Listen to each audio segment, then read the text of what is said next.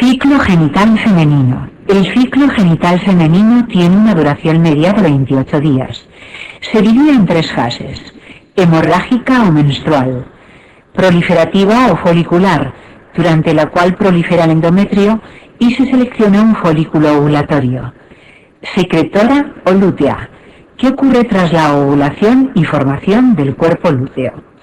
En el cuerpo lúteo se sintetiza la progesterona, encargada de transformar el endometrio proliferativo en endometrio secretor.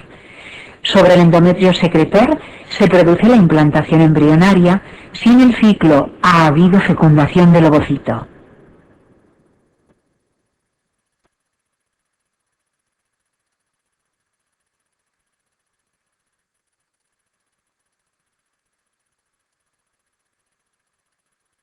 El día que empieza la regla lo consideramos el primer día del ciclo.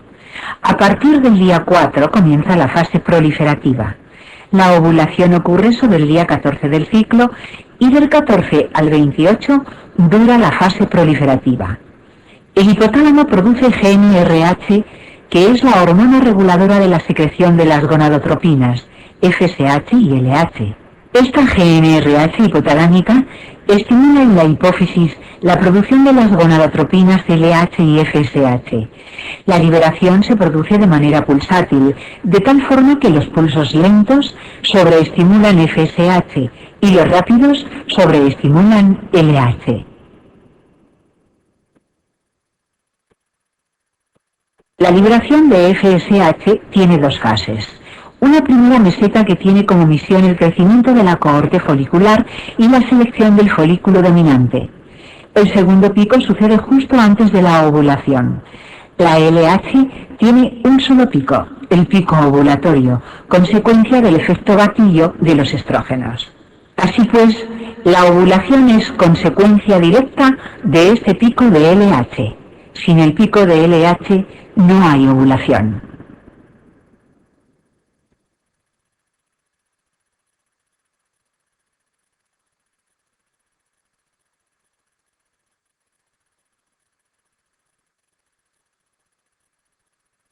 Folículo ovárico. La FSH estimula el crecimiento de la capa granulosa en el folículo que ha seleccionado.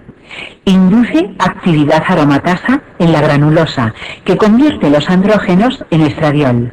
Por tanto, la FSH estimula la producción de estrógenos en el folículo ovárico. También aumenta los receptores de FSH en la granulosa. La LH estimula el crecimiento de la teca, que produce andrógenos. Por tanto, la LH estimula la producción ovárica de andrógenos y favorece la luteinización del folículo tras la ovulación. Está elevada en el síndrome del ovario poliquístico, como veremos más adelante.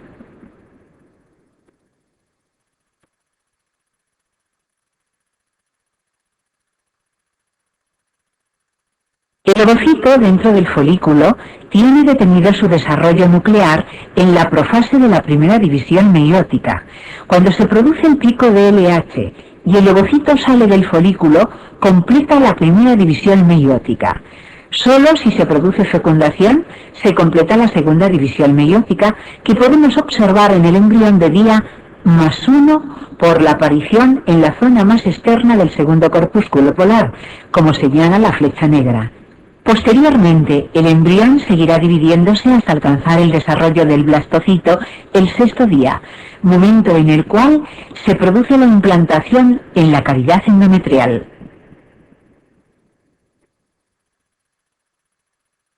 Si no se produce la fecundación, ocurrirá la luteólisis y la menstruación.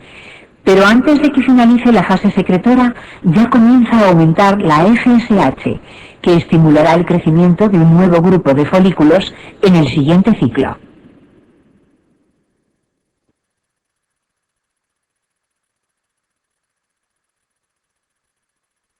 Amenorreas primarias. Las amenorreas primarias se definen como la ausencia de menstruación cuando la mujer ha cumplido 16 años. En toda niña que consulta por este motivo es obligatorio determinar en sangre los niveles de hormonas como la FSH, LH y estradiol, y el cariotipo en sangre periférica. Estas dos pruebas permiten hacer un diagnóstico diferencial correcto entre las diferentes causas de amenorrea primaria. De ellas, la más frecuente es la disgenesia gonadal, y dentro de las disgenesias gonadales, la más frecuente es el síndrome de Turner. En el síndrome de Turner, los ovarios son sustituidos por dos cintillas ováricas con ausencia de folículos.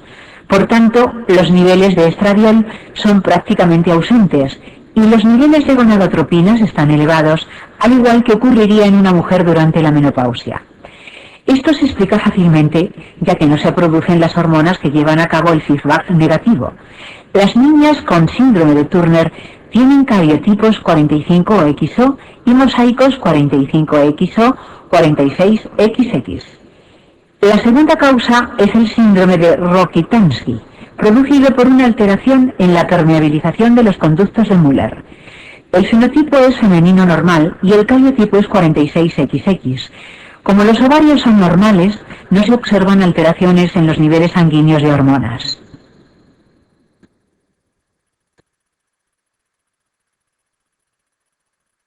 La tercera causa es el síndrome de Morris o feminización testicular. El cariotipo es masculino 46XY y los testículos son normales y suelen tener una localización intraabdominal o en el canal inguinal. Se produce por un defecto en el receptor intranuclear de los andrógenos, lo que impide la actuación de los andrógenos, y esto provoca que se desarrollen como mujeres. Es importante recordar el riesgo de degeneración de los testículos en un disgerminoma, por lo que deben ser extirpados. La cuarta causa es el síndrome adrenogenital, que presentan un cariotipo 46XX, pero una elevación de andrógenos por hiperproducción suprarrenal. La clínica varía según el déficit enzimático y el más frecuente es el de 21-hidroxilasa. En último lugar, encontramos otra disgenesia gonadal, como el síndrome de Suyer. El cariotipo es 46XY, pero el cromosoma Y no se expresa, por lo que funciona como un 45XO. En estas pacientes son frecuentes los cánceres de ovario, como el gonadoblastoma, por lo que deben ser extirpadas las gónadas disgenéticas.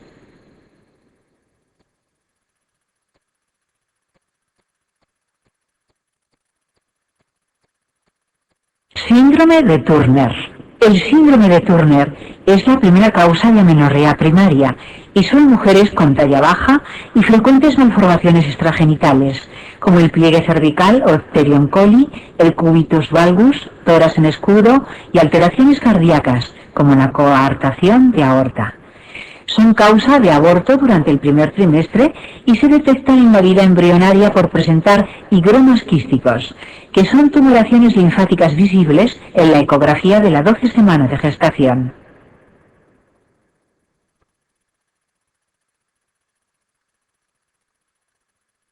Estas pacientes presentan un fenotipo femenino prácticamente normal, debido a la producción periférica de estrógenos como la estrona, pero a nivel endometrial, esta acción estrogénica no es contrarrestada por la progesterona, ya que no hay ovulación y por lo tanto no hay cuerpo lúteo.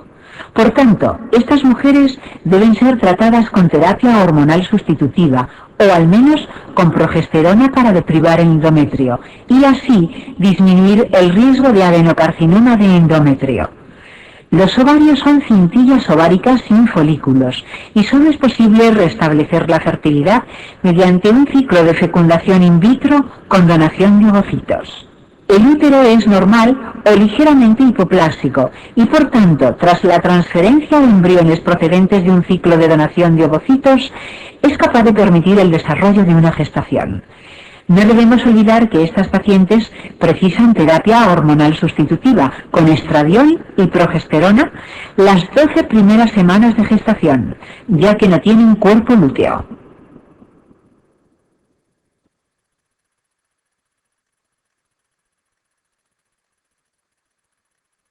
Síndrome de Rokitansky.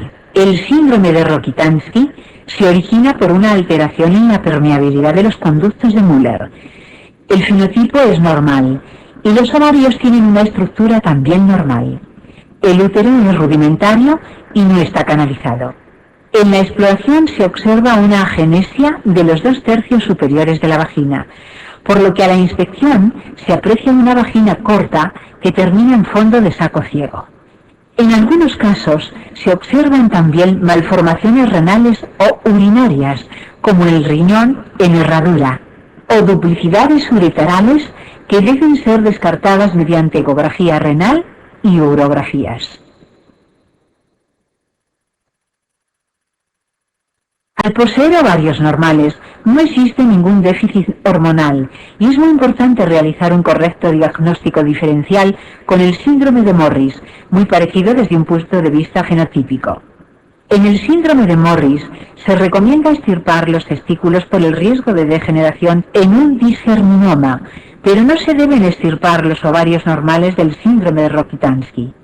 En ambos casos se recomienda la realización de una neovagina cuando la paciente inicie las relaciones sexuales. Las pacientes con un Rokitansky pueden ser madres tras un ciclo de fecundación in vitro, extracción de los óvulos y transferencia de los embriones al útero subrogado de alquiler de otra mujer. Evidentemente, las mujeres con síndrome de Morris, al no tener ovarios, no pueden ser madres.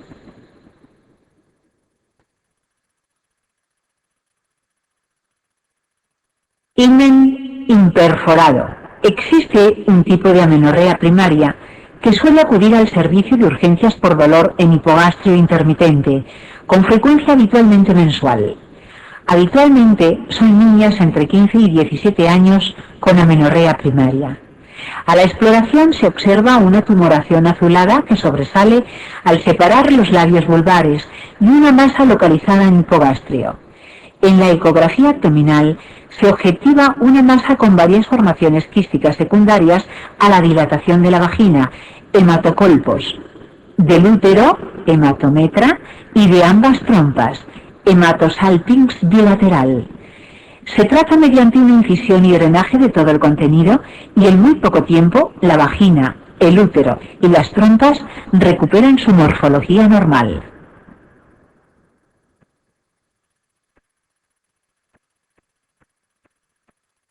Diagnóstico de amenorrea secundaria. Las amenorreas secundarias se definen como la falta de menstruación durante al menos 3 meses en una mujer que previamente había tenido la regla. Existen múltiples causas y en algunas ocasiones puede ser complejo hacer un buen diagnóstico diferencial entre ellas. En primer lugar, debemos descartar la gestación mediante un test de embarazo y si es negativo, seguimos el estudio. Después haremos una pequeña cantidad de progesterona, test de gestágenos, y si la paciente tiene la regla, concluiremos que la causa es la anovulación. Es decir, es capaz de producir una primera fase endometrial proliferativa normal, pero como no llega a ovular, no se forma el cuerpo lúteo y no se produce la progesterona, imprescindible para transformar el endometrio en secretor. La primera causa de anovulación es el síndrome de ovarios poliquísticos.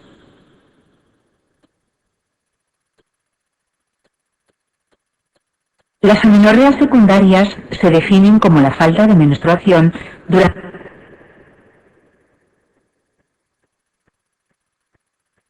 Si tras la secuencia hormonal de estrógenos y gestágenos tiene la regla, concluimos que su endometrio funciona y la menstruación tiene paso libre hacia el exterior, y por tanto el problema está en los ovarios o el eje hipotálamo hipofisario. Para diferenciarlo, determinamos FSH y LH, y si están elevadas, sospechamos un fallo ovárico, y si son bajas, el problema no está en el ovario, sino en el eje. Por último, damos GNRH, test de GNRH, y si aumentan la FSH y la LH, la hipófisis está sana, y sospechamos alteración hipotalámica como la amenorrea hipotalámica o el hipogonadismo hipogonadotropo. Si la hipófisis no responde a la GNRH, la causa es hipofisaria. En toda mujer con amenorrea secundaria se debe valorar la TSH y la prolactina y tratarlas si están alteradas, ya que son causa frecuente de amenorrea secundaria.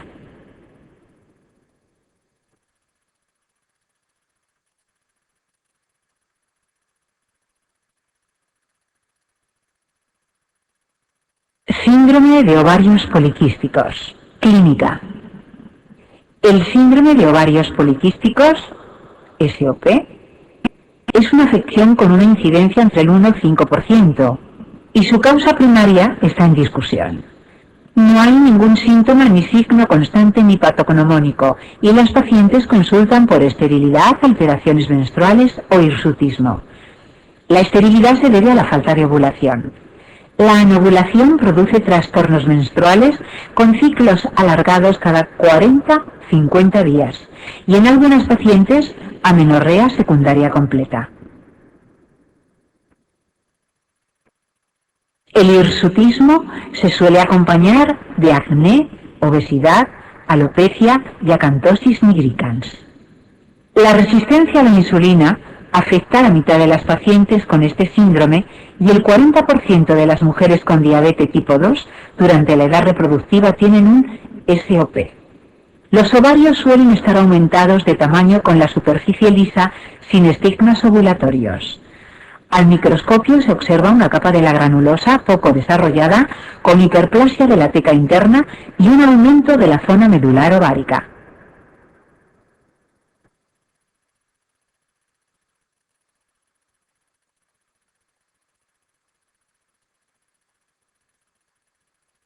Diagnóstico. El diagnóstico se basa en la clínica, en los niveles hormonales en sangre periférica y en la ecografía. La anatomía patológica nos da el diagnóstico de certeza, pero es muy poco habitual realizar una biopsia de ovario para diagnosticar este síndrome. La sintomatología es muy variable, por tanto no todas las pacientes presentan todos los síntomas y signos de SOP. En el laboratorio se observa un cociente LH partido por FSH mayor de 2 y un aumento en los niveles de andrógenos como la testosterona, la dehidroepiandrosterona y la androstendiona. Se produce una disminución de la SHBG y la progesterona está ausente en la segunda mitad del ciclo, por lo cual no aumenta la temperatura en la segunda mitad del ciclo y la curva de temperatura de estas pacientes es monofásica. En la ecografía transvaginal se observan 10 o más folículos pequeños en la corteza ovárica y aumento de la zona medular del ovario. La resistencia a la insulina se diagnostica mediante el cociente glucosa partido por insulina menor de 4,5 o mediante la sobrecarga oral con glucosa con 75 gramos. La combinación de los criterios ecográficos y hormonales permite diagnosticar este síndrome con una sensibilidad del 98% y una especificidad del 93%. En Europa se necesita para el diagnóstico al menos un criterio clínico y uno bioquímico, junto con la confirmación ecográfica de ovarios poliquísticos. En Estados Unidos, para el diagnóstico, no es preciso realizar la ecografía.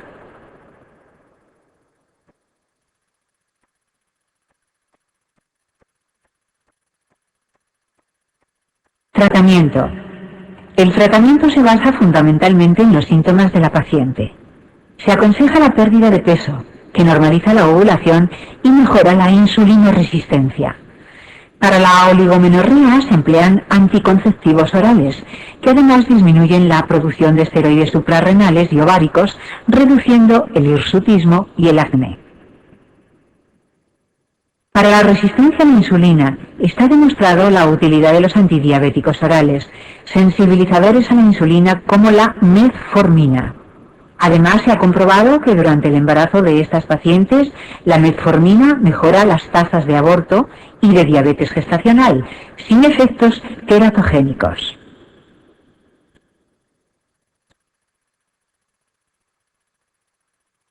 En aquellas pacientes con esterilidad, el tratamiento se enfoca en primer lugar mediante la inducción de la ovulación con citrato de clomifeno, fármaco de primera elección en pacientes con este síndrome. Su acción se basa en la unión del fármaco con los receptores estrogénicos del hipotálamo, que provoca el bloqueo de la retroalimentación negativa del estradiol. Este efecto induce un incremento de la secreción de gonadotropinas por la hipófisis, que a su vez estimula la foliculogénesis ovárica. Si tras varios meses de tratamiento, habitualmente no más de 6, no se consigue gestación, se recomendarán gonadotropinas subcutáneas. Este tratamiento tiene un riesgo de síndrome de hiperestimulación ovárica y embarazo múltiple. En algunas pacientes resistentes a estos dos tratamientos, se plantea la destrucción parcial de la cápsula ovárica con electrocauterización o con láser vía laparoscopia, drilling ovárico. Esta técnica disminuye temporalmente la síntesis de andrógenos y estabiliza la relación LH-FSH.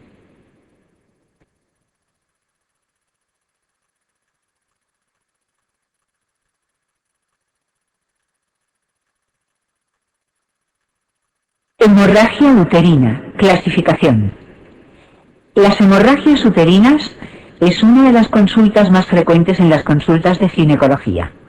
Debemos estar alerta ante toda hemorragia genital, ya que es el principal síntoma y habitualmente el más precoz de la mayoría de los tumores genitales, como el adenocarcinoma de endometrio y el carcinoma de cervix. Se clasifican, según coincidan o no, con el sangrado menstrual, en cíclicas y no cíclicas, y según su causa. Orgánicas.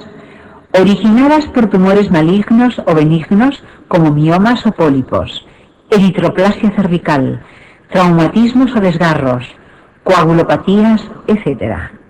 Disfuncionales, en las cuales no hay lesión orgánica sino alteración en la regulación endocrina del ciclo. Se suele encontrar un endometrio proliferativo simple o hiperplásico y son frecuentes tras la menarquia y en la perimenopausia debidas a ciclos anovulatorios. La histeroscopia permite ver la cavidad endometrial y obtener muestras de biopsias dirigidas, con lo cual el diagnóstico de elección es mediante histeroscopia. Está indicado sobre todo en mujeres perimenopáusicas para descartar el cáncer de endometrio o lesiones premalignas como las hiperplasias.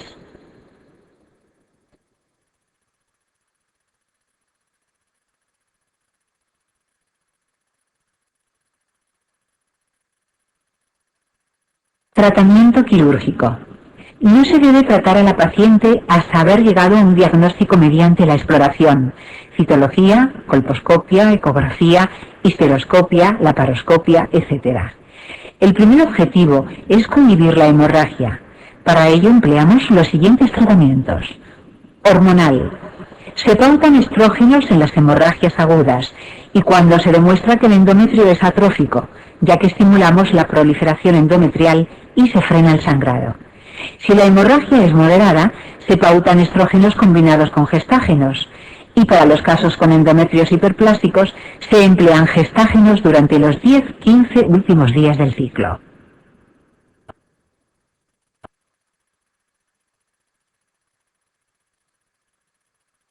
Quirúrgico. Mediante la histeroscopia quirúrgica se pueden extirpar lesiones como pólipos o miomas submucosos. Debe ser realizada cuando la paciente ha dejado de sangrar, ya que la sangre impide la visualización de la cavidad endometrial.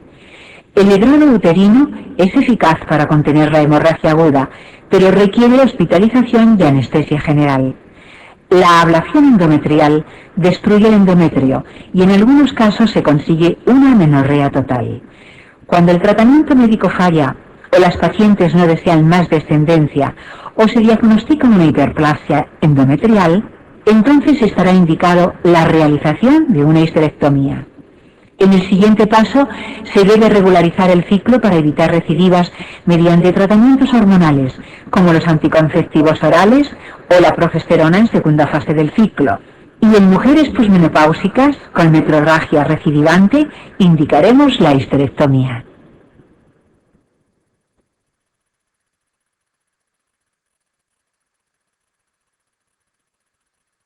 Control de la fertilidad. Los diferentes métodos contraceptivos se pueden enumerar por orden de eficacia de la siguiente manera: la esterilización quirúrgica, masculina o vasectomía, y la femenina con ligadura tubárica, que son los métodos más eficaces y al mismo nivel que los modernos.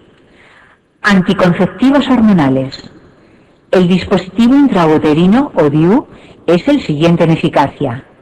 Los métodos de barrera como el diafragma y el preservativo le siguen en eficacia. Algo inferior en el caso de las esponjas vaginales con espermicida. Y los menos eficaces son los métodos naturales, como el hollino, la temperatura, la lactancia materna o el coito interrumpido.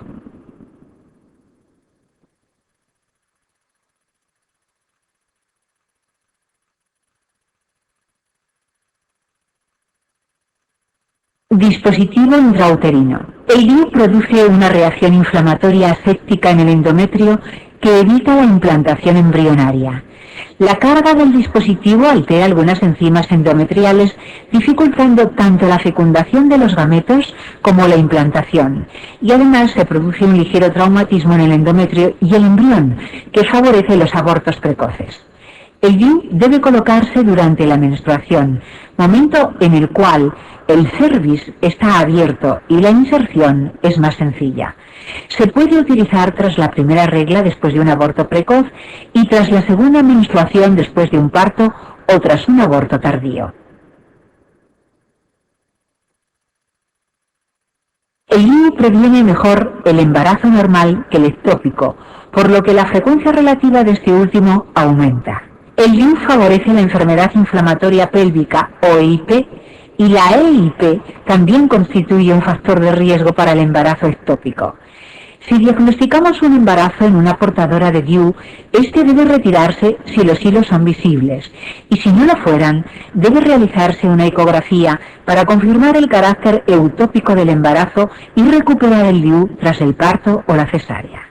Las contraindicaciones absolutas son el embarazo, la infección pélvica, el sangrado uterino anormal y el tumor maligno cervical o uterino.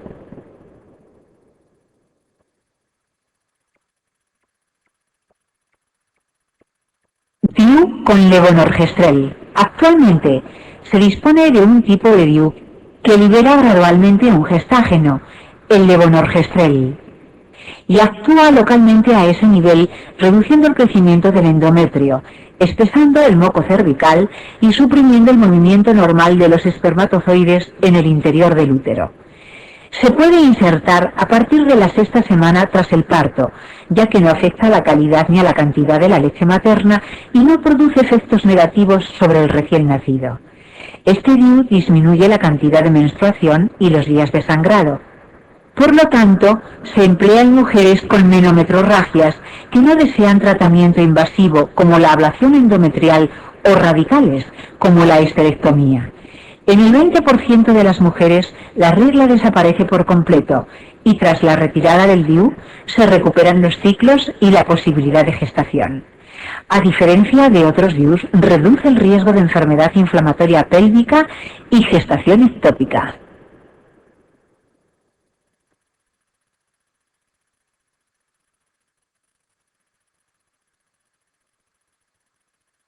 Anticoncepción hormonal. Clasificación. Los anticonceptivos hormonales disminuyen la liberación del GnRH e impiden el pico ovulatorio de LH, por lo que actúan tanto a nivel hipotalámico como a nivel hipofisario. Además alteran la motilidad y funcionalidad de las trompas, dificultando por tanto la fecundación y alteran las contracciones uterinas, dificultando el transporte de los espermatozoides.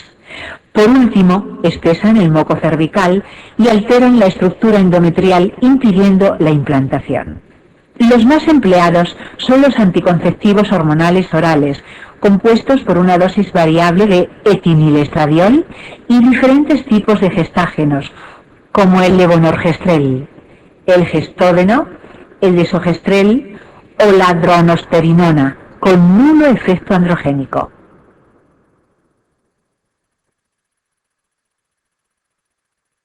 Los anticonceptivos disminuyen la incidencia de patología ovárica y mamaria benigna, aunque aumentan ligeramente la incidencia precoz de cáncer de mama.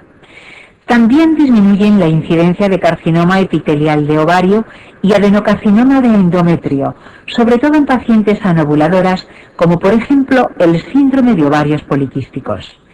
No protegen frente a enfermedades de transmisión sexual y por tanto aumentan la incidencia de cáncer de cervix, pero solo en pacientes con factores de riesgo, como múltiples parejas sexuales. Los anticonceptivos aumentan la incidencia de adenomas hepáticos y de colelitiasis y pueden inducir hipertensión hasta en un 5% de las pacientes, que desaparece a los 3-6 meses de su supresión.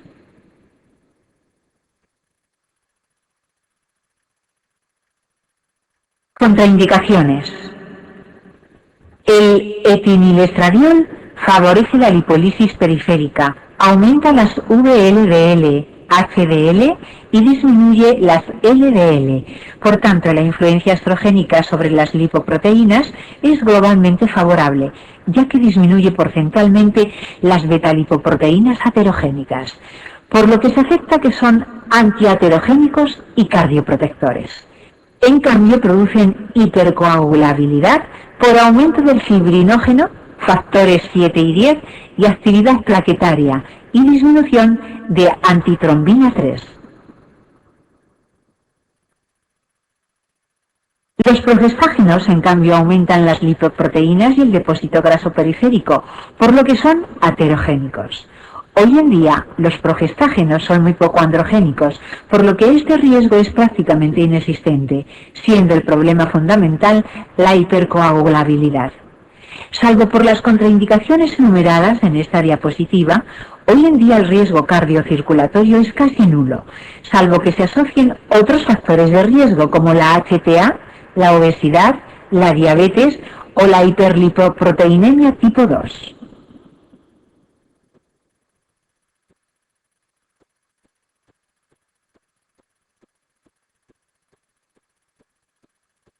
Causas de esterilidad. Entre el 10 al 15% de las parejas presentan problemas de fertilidad. Se considera esterilidad primaria si tras un año de relaciones sexuales sin anticoncepción no se consigue un embarazo, y esterilidad secundaria si tras una gestación no se consigue un nuevo embarazo en 1 o 2 años. No debemos confundirlo con la infertilidad, que es la consecución de gestación, pero sin lograr que llegue a término con un recién nacido normal, como por ejemplo los casos de abortos de repetición. Entre las causas de esterilidad podemos enumerar las siguientes. Factor masculino. Es el origen del 40% de los casos. Habitualmente se observa una disminución en el número y movilidad de los espermatozoides. Los casos con muy bajo recuento se denominan criptozospermias, y si no se encuentran espermatozoides en el eyaculado, hablamos de azoospermia. Factor femenino. Abarca varias alteraciones, como las anomalías vaginales y cervicales que producen impedimento para el coito o disminución del moco cervical. Las anomalías uterinas, como el síndrome de Asherman, miomas, pólipos o septos uterinos. Las anomalías tubáricas, como la obstrucción o la dilatación de las trompas, llamada hidrosalpinx, y por último las alteraciones ováricas, como la anovulación y la endometriosis.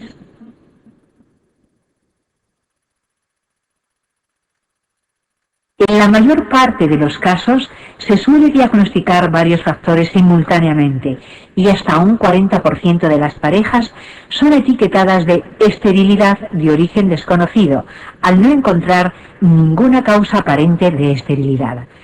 Son menos frecuentes problemas como la impotencia, el vaginismo y otras alteraciones psicógenas que también deben ser contempladas en el estudio de la pareja infértil.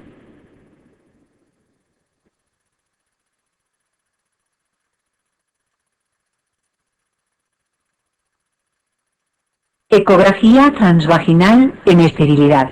A toda pareja que consulta por esterilidad se le debe realizar un estudio previo para determinar el origen de su problema y valorar el posible tratamiento. Dentro de las pruebas que se recomiendan están las siguientes: anamnesis, exploración y analítica, que debe incluir una revisión ginecológica completa e incluir serologías y grupos sanguíneos de los dos miembros de la pareja.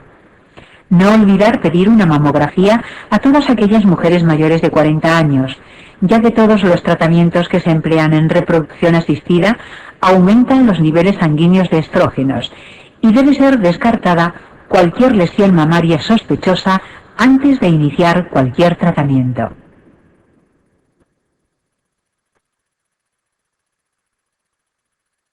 Ecografía transvaginal, que nos informe de la estructura del útero, de la cavidad endometrial y de posibles alteraciones en los ovarios, como son la endometriosis y el síndrome de ovarios poliquísticos. Esta ecografía también nos permite realizar un recuento de los folículos antrales, medida que ayuda a predecir cómo será la respuesta a los tratamientos de estimulación ovárica. Estudio hormonal basal mediante la determinación de FSH, LH, estradiol y hormonas antimuleriana entre el tercero y quinto día del ciclo. La determinación de progesterona en la fase lútea permite conocer si ese ciclo ha sido ovulatorio. Los niveles normales de FSH y LH son menores de 10 miliunidades por mililitro y de estradiol menores a 60 picogramos por mililitro. Seminograma, que estudia el número, la movilidad y la morfología de los espermatozoides. La histerosalpingografía permite valorar la morfología de las trompas y su permeabilidad, y también de la cavidad uterina, como vemos en la siguiente diapositiva.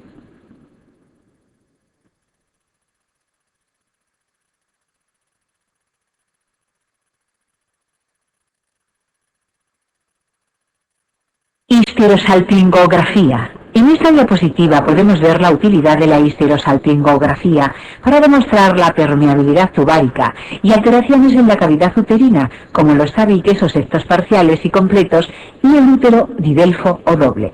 Habitualmente se recomienda intervenir los tabiques uterinos mediante resección histeroscópica antes de iniciar cualquier tratamiento de reproducción asistida, pero no operar ni el útero doble por los malos resultados obstétricos que se obtienen, ni el útero arcuato, ya que no es más que una variante de la normalidad.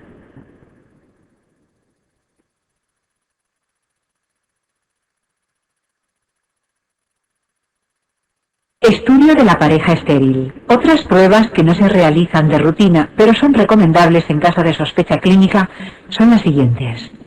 La paroscopia. Permite estudiar la permeabilidad de las trompas mediante la cromoperturbación y es útil en los casos de endometriosis para extirpar las lesiones y liberación de adherencias. Test postcoital. Estudia el movimiento de los espermatozoides en el moco cervical tras el coito.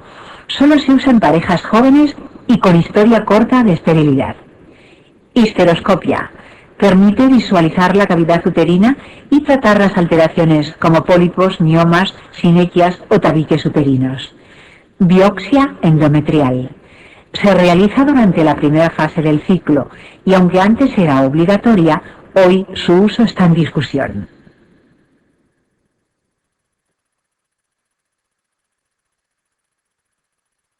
Determinación de anticuerpos antiespermáticos. Cariotipo. Debe ser realizado en caso de sospecha de anomalía cromosómica en alguno de los dos miembros de la pareja, como por ejemplo en el aborto de repetición, hijos previos con cromosomopatías, varones con cristozoospermia o azoospermias secretoras, pero no constituye una prueba imprescindible. Detección de mutaciones de la fibrosis quística. que es obligatoria en varones que presentan azoospermia obstructiva y se demuestra agenesia bilateral de los conductos deferentes. En varones con bajos recuentos se puede determinar también microdelecciones del cromosoma Y, delección del brazo corto del cromosoma Y y fragmentación de la cadena de ADN en los espermatozoides.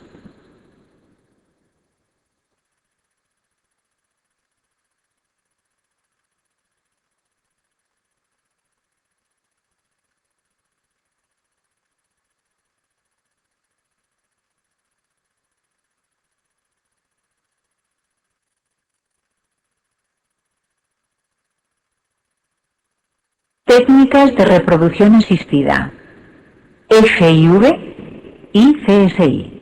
El tratamiento es individualizado y se emplean gonadotropinas FSH y LH para la estimulación ovárica y gonadotropina coriónica HCG para inducir la ovulación, ya que imita el pico de LH.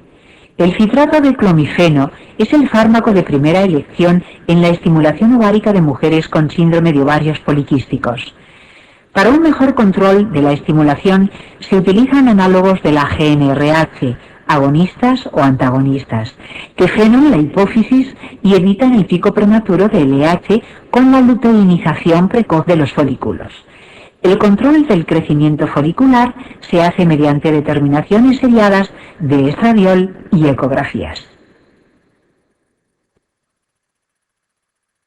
Técnicas de reproducción asistida.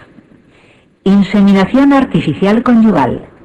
Las trompas deben estar permeables y el seminograma prácticamente normal. Tras la inducción de la ovulación, se introduce dentro del útero una cánula con el semen capacitado. Es una técnica sencilla y válida para mujeres menores de 37 años.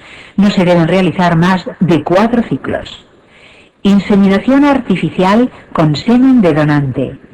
Es similar a la anterior, pero el semen procede de un banco, útil para casos de azoospermia o mujeres sin pareja.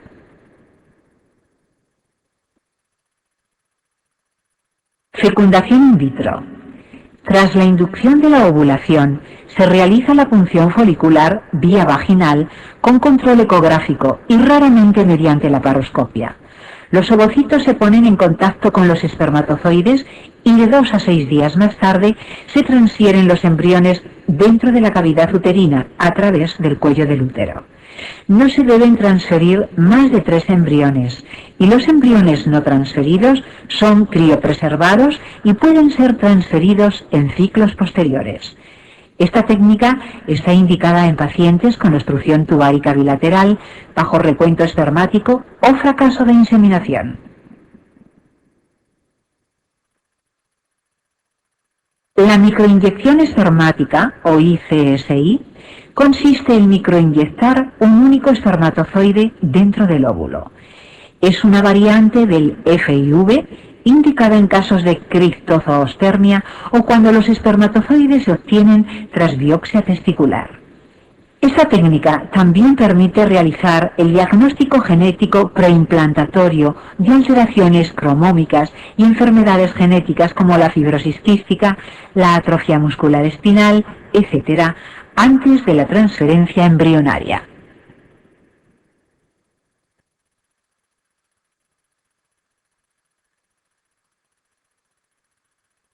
Síndrome de hiperestimulación ovárica. El síndrome de hiperestimulación ovárica es una de las complicaciones más graves que se puede producir en pacientes que realizan cualquier técnica de reproducción asistida.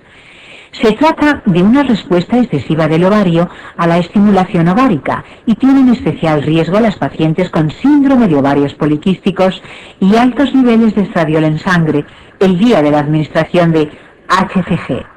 El cuadro se desencadena tras la administración de HCG y cursa con dolor y distensión abdominal, ovarios muy aumentados de tamaño, ascitis y derrame pleural.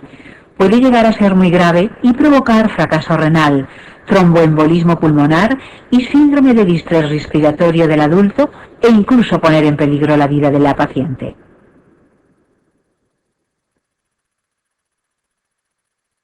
El tratamiento consiste en reposo, hidratación y control de las constantes vitales. En los casos graves, las pacientes deben ingresar en la unidad de cuidados intensivos con una vigilancia estrecha e intentando ser lo más conservadores posibles. Se debe evitar la gestación ya que el trofoblasto produce grandes cantidades de HCG y el síndrome se prolonga las 12 primeras semanas de gestación. Para evitar el embarazo se cancelan las inseminaciones o bien se congelan los embriones en el caso de pacientes sometidas a fecundación in vitro.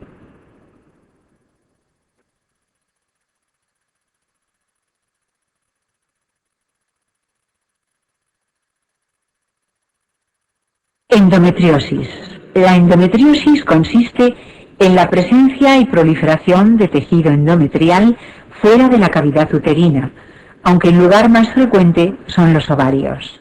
Afecta al 10% de las mujeres y se trata de una enfermedad benigna que ocurre durante la edad fértil y se caracteriza por la dismenorrea progresiva.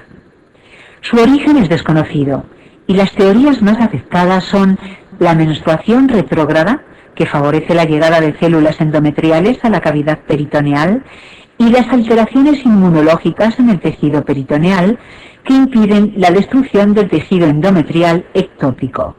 Cada día se da más importancia al factor inmunológico en su patogenia.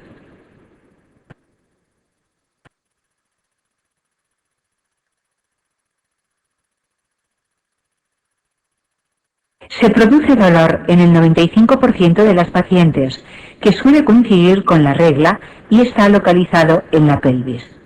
Es muy característica la dismenorrea progresiva y algunas pacientes refieren dispareunia o dolor con las relaciones sexuales y disquicia o dolor durante la defecación. El 41% de las pacientes que padecen endometriosis presentan infertilidad y el motivo más frecuente es por obstrucción tubárica secundaria al gran síndrome adherencial que produce esta enfermedad. Se suele sospechar por la clínica y la ecografía nos permite comprobar la presencia de un quiste anexial con cápsula de contorno regular y contenido punteado y homogéneo, sin papilas ni tabiques en su interior.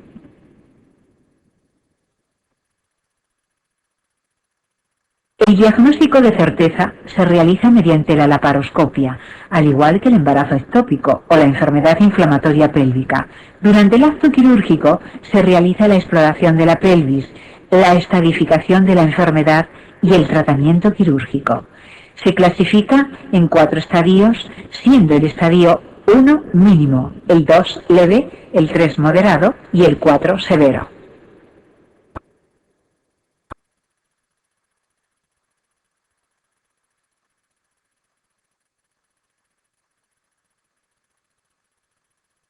Tratamiento. El tratamiento de elección de la endometriosis es la laparoscopia. Permite resolver las lesiones y permite un tratamiento conservador para preservar la fertilidad de la paciente. Se suele realizar quistectomía y extirpación de los implantes peritoneales y habitualmente se emplean sustancias antiadherentes para preservar la función tubárica. La cirugía radical solo está indicada cuando la enfermedad no se ha podido controlar mediante tratamiento quirúrgico conservador o el tratamiento médico, como por ejemplo dolor invalidante o afectación intestinal. En este caso se recomienda histerectomía con doble anestectomía. El tratamiento médico es un tema controvertido y se sabe que es poco eficaz.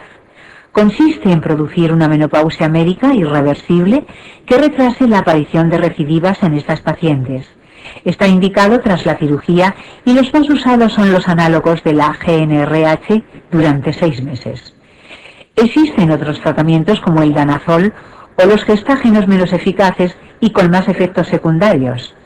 Si la paciente desea gestación tras la cirugía, se les recomendará intentar el embarazo sin la realización del tratamiento médico, bien de manera espontánea o con la ayuda de alguna técnica de reproducción asistida, como la inseminación artificial o la fecundación in vitro.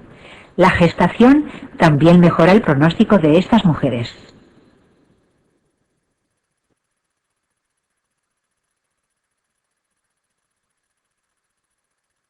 Infecciones vulvovaginales 1. La vagina es un conducto carente de glándulas propias, que está tapizada por epitelio plano poliestratificado. El flujo vaginal normal es blanco, no homogéneo e inodoro. Proviene del drenaje en la vagina de diferentes glándulas, del líquido trasudado de la pared vaginal y de células vaginales descamadas. Las hormonas sexuales, estrógenos y progesterona, influyen sobre las características de la secreción y flora vaginales. La vagina es un medio ácido. El bacilo de Doederlein acidifica el medio. Produce ácido láctico hasta un pH de 4 en la mujer en edad fértil. En la deficiencia de estrógenos, menopausia, el pH suele ser superior a 6. En los días periovulatorios de la edad fértil, en la puber y en la posmenopáusica, el pH asciende, permitiendo la génesis de las infecciones vaginales graves. La adición de hidróxido de potasio al 10% al exudado no cambia el olor.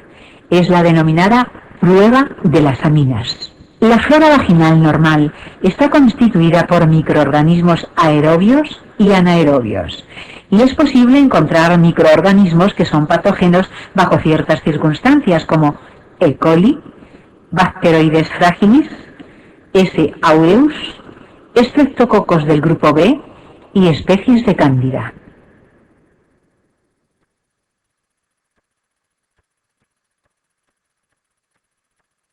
Etiología.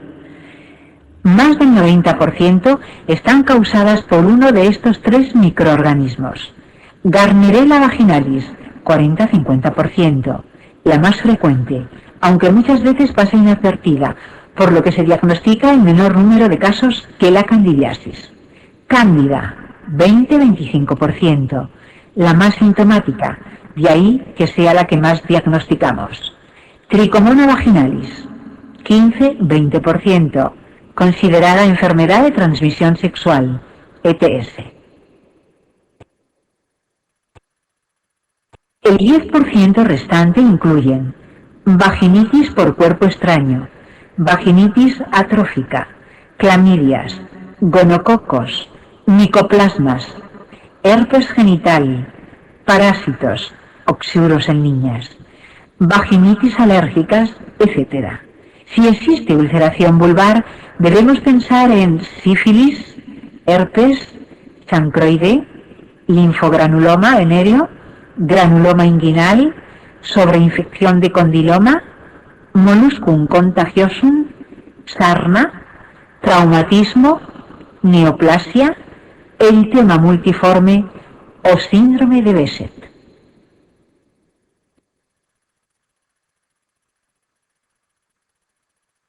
Infecciones vulvovaginales. 2. Gardnerella vaginalis o vaginosis bacteriana. Es la infección vaginal más prevalente en mujeres en edad reproductiva de países desarrollados. Clínica. Produce una leucorrea blanco-grisácea, maloliente y reviste casi toda la pared vaginal. Es característico el olor a pescado en descomposición. Apenas produce prurito. No es una enfermedad de transmisión sexual, siendo factores de riesgo la gestación previa y el uso de DIU. Diagnóstico. El pH es mayor de 4,5.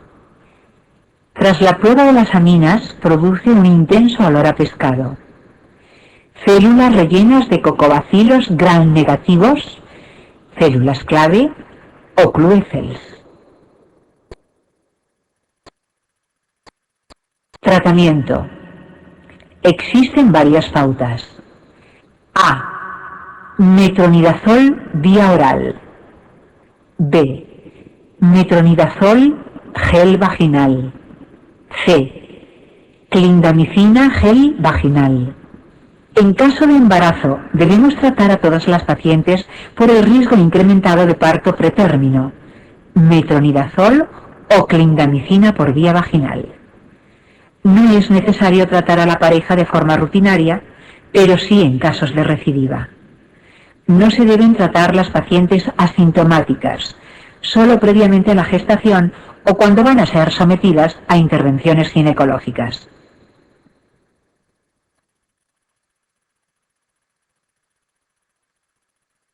Candidiasis. Clínica.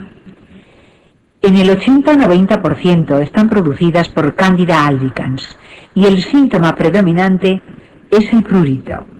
La leucorrea es blanco-amarillenta, en grumos, gran viscosidad. Los síntomas se exacerban en la semana previa a la menstruación, pero una vez que aparece esta, se produce un alivio moderado. Son factores predisponentes niveles altos de estrógenos como el embarazo, diabetes, anticonceptivos orales, corticoides o antibióticos de amplio espectro. Diagnóstico. El cultivo es el método más sensible y específico. El pH vaginal es normal. Tratamiento. Los compuestos azólicos son el tratamiento de elección. Vía vaginal, el clotrimazol, de elección en la embarazada, miconazol, ketoconazol, etc. Vía oral, el itraconazol, fluconazol. Parece útil la ingesta de yogures que contengan fermentos lácticos vivos. La vía oral tiene la ventaja de llegar al reservorio. Debemos tratar a la pareja si tiene síntomas. Cuando la candidiasis es recidivante, 4 episodios anuales o más, se debe hacer un tratamiento supresor de 6 meses de duración y tratar a la pareja el episodio agudo, aunque esté asintomática.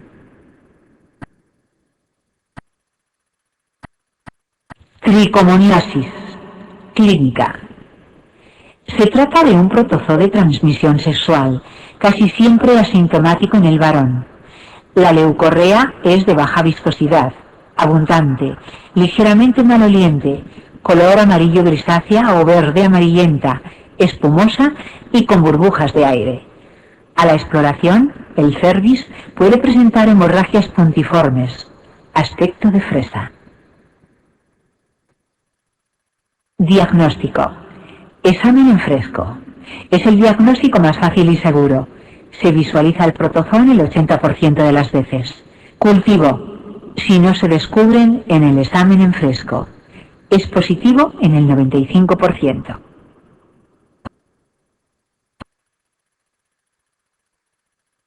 Tratamiento.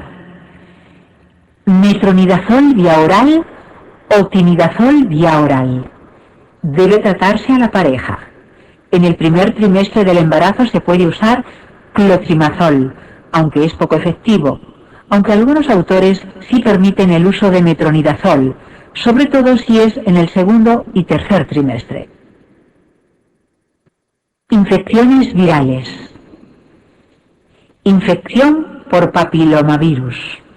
Se trata de un virus DNA que suele transmitirse por medio de relaciones sexuales. Puede producir varios tipos de lesiones, desde clínicas, condilomas, subclínicas, displasias, hasta latentes. El tratamiento se puede realizar con ácido tricloroacético, de elección en embarazadas, podofilotoxina, iniquimod, 5-fluoracilo. También pueden extirparse las lesiones con láser, electrodiatermia o con bisturí.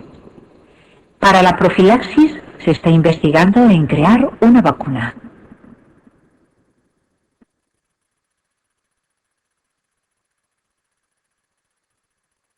Infecciones pélvicas. Enfermedad inflamatoria pélvica.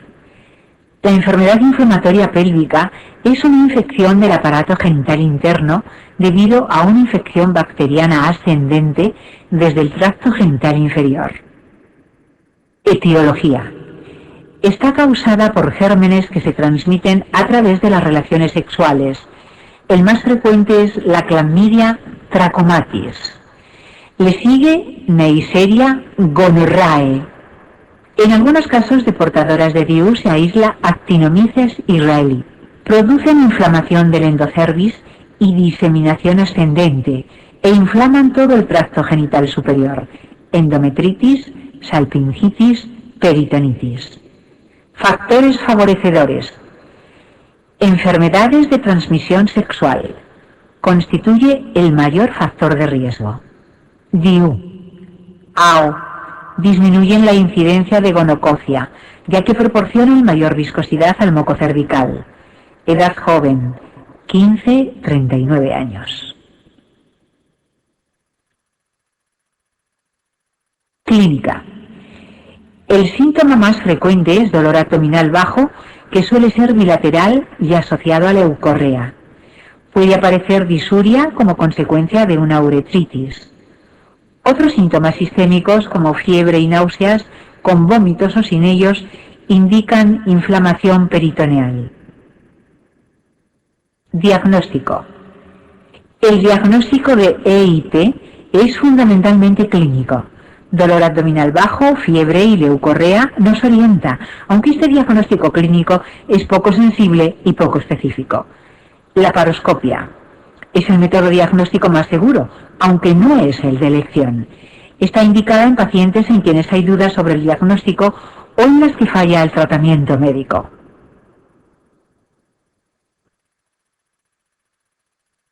Tratamiento médico. Se toman muestras para cultivo y se comienza tratamiento antibiótico empírico. Tratamiento ambulatorio. Una dosis de ceftriaxona IM y 14 días de dosiciclina oral. Si tras 48 horas no hay respuesta, está indicada la hospitalización. Tratamiento hospitalario. Dosiciclina IV y cefositina IV, con paso a dosiciclina oral hasta cumplir un total de 14 días. Como alternativa, clindamicina IV más gentamicina IV. Esta pauta ofrece importante cobertura contra anaerobios y bacilos gram negativos. Por tanto, será la pauta de elección ante EIP asociada a DIU y posteriores a procedimientos diagnósticos intrauterinos o cirugía pélvica y accesos tuboováricos. Tratamiento quirúrgico. Restringido a las infecciones severas que ponen en peligro la vida de la paciente, accesos tuboováricos rotos, drenaje de un acceso en el Douglas o accesos persistentes. Secuelas. El dolor pélvico crónico es la secuela más frecuente. La más importante es la esterilidad de origen tubaríco. Se produce un incremento por 6 en el riesgo de gestación ectópica. En el 25% de las pacientes, la EIP recidiva.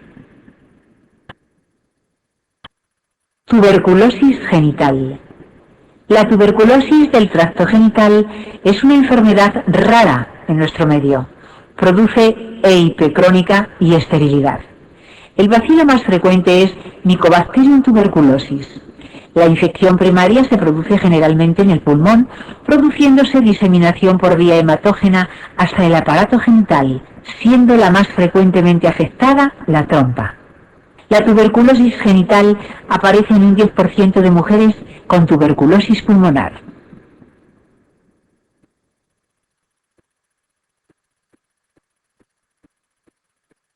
En la mitad de las pacientes, la enfermedad es completamente asintomática.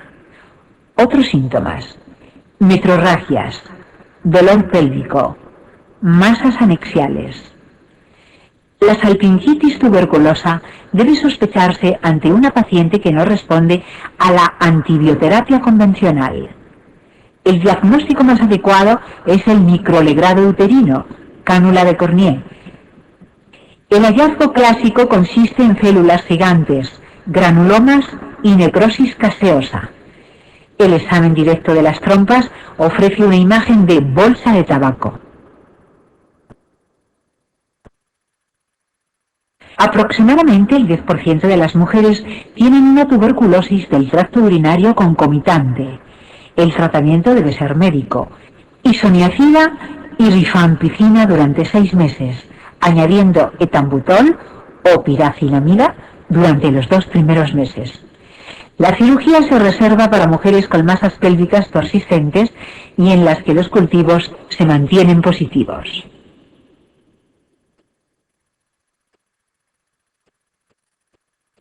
Cáncer de vulva. Es una neoplasia relativamente rara, la quinta en frecuencia del aparato genital femenino. La variedad más frecuente de cáncer de vulva es el epidermoide o escamoso. Epidemiología. La edad de aparición más frecuente es 65-75 años. El tipo 1 aparece en mujeres jóvenes y el pronóstico es favorable. El tipo 2, el más frecuente, afecta a mujeres mayores y tiene mal pronóstico. Factores de riesgo: tabaco, inmunosupresores, cáncer de cervix, VIN, virus del papiloma humano, distrofia vulvar con atipias. Clínica. El síntoma principal es el prurito vulvar de larga evolución. Ante todo prurito vulvar en ancianas, se debe descartar el cáncer de vulva. La localización más frecuente es en labios mayores. Suelen presentarse como lesiones unifocales de tamaño variable. Diagnóstico. El diagnóstico de elección es biopsia. La visualización tras aplicación de color azul de toluidina y ácido acético, también llamado test de Collins, puede llegar a seleccionar la zona a biopsiar. Extensión. La vía más importante de extensión es linfática a las cadenas ganglionares inguinales. Las metástasis son muy raras y tardías.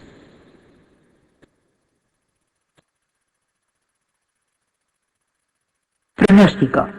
Los factores pronósticos más importantes son el estadio clínico y la afectación ganglionar. La cifra global de supervivencia a los 5 años es de un 50%. Las metástasis ganglionares son el factor que más influye en la supervivencia. Tratamiento. El tratamiento de elección es quirúrgico.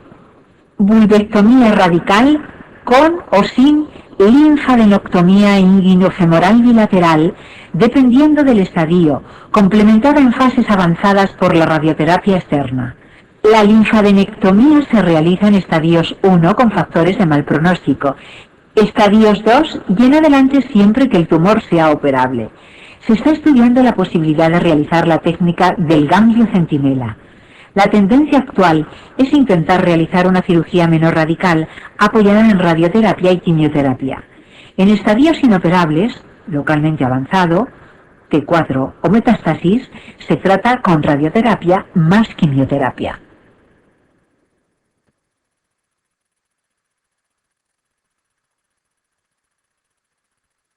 Patología de cuello. 1. Biología del epitelio cervical.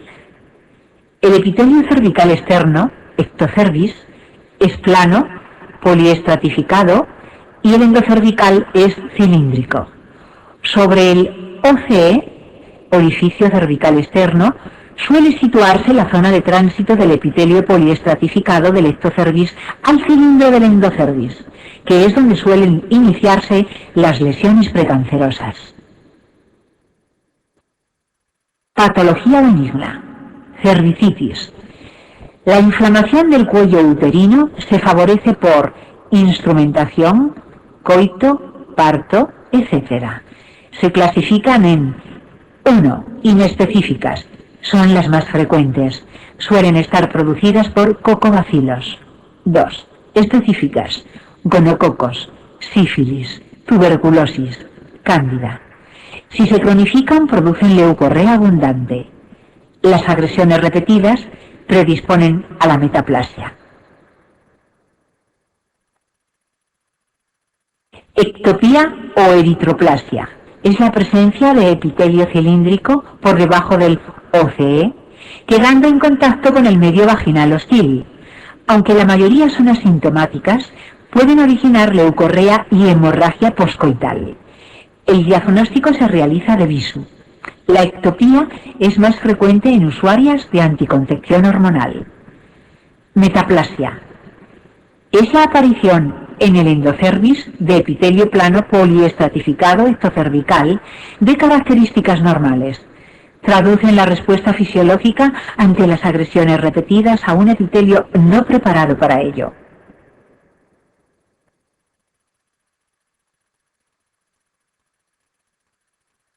Pólipos cervicales. Es la tumoración de cuello uterino más frecuente, siendo más frecuentes en multíparas. La mayor incidencia ocurre entre los 50 y 60 años. Es una prolongación habitualmente pediculada de tejido endocervical que pueden ser asintomáticos. El síntoma más frecuente es la hemorragia.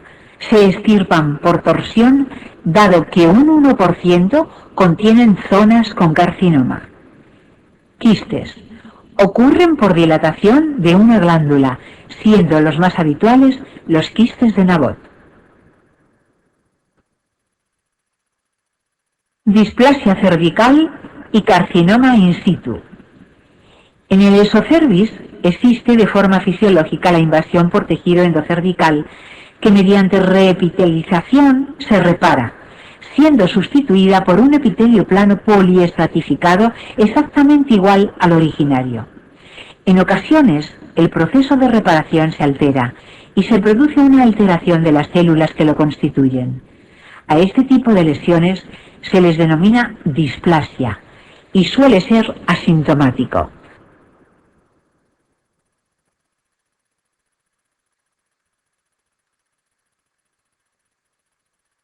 Las displasias han sido clasificadas en 3 grados. CIN1, displasia leve, afecta a 1/3 basal del epitelio. CIN2, displasia moderada, afecta a los 2/3 basales. CIN3, displasia grave o carcinoma in situ. No hay maduración ni diferenciación celular. Esta clasificación de las CIN en 3 grados es controvertida, por lo que se clasifican según el sistema de Bethesda en 3 grupos. ASCUS, células escamosas atípicas de significado incierto. AGUS, células glandulares atípicas de significado incierto. Lesión escamosa de bajo grado, SIL bajo grado, o de alto grado, SIL de alto grado. El SIL bajo grado se equipara al CIN1 y suele asociarse con HPV. El SIL de alto grado equivale a CIN2 y 3.